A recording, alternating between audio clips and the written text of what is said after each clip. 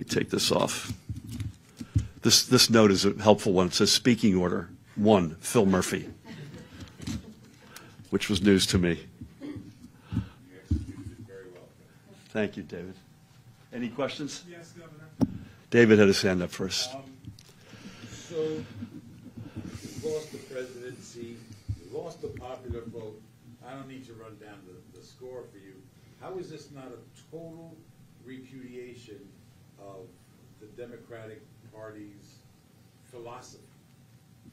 Yeah, I'm reminded of a reporter asking Bill Belichick at one point, remember in the third quarter, you had the ball on the 47-yard line, and Belichick interrupted and said, I was at the game too. What's your question? So thank you for not going through the list. I appreciate it. Listen, it's a sobering moment. How could it not be?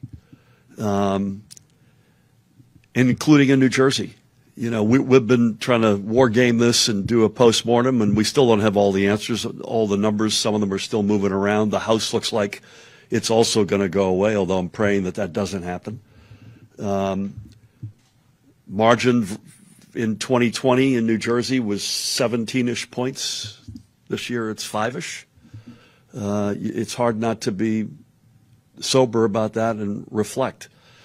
I think in some respects our re-election might have been the canary in the coal mine. It's clearly economic kitchen table issues. It's immigration. No matter what the facts are, it's probably crime and public safety. And it's time to look in the mirror and make sure either changing substance, if it needs to be changed, or changing how we communicate what we stand for. To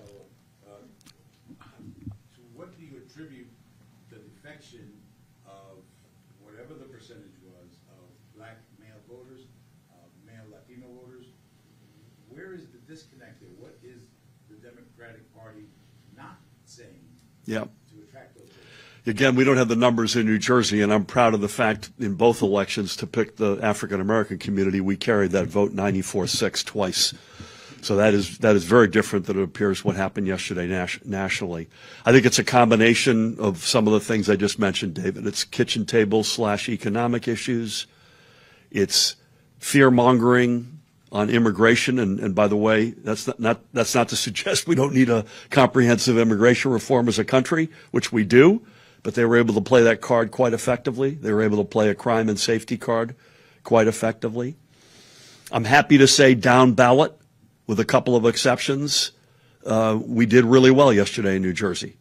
So I've just been calling and texting a bunch of folks who were on the ballot. And, you know, with the exception of a couple, Sue Altman would be sadly for me and for a lot of folks who support her would be an exception. But for the most part, it didn't carry down ballot.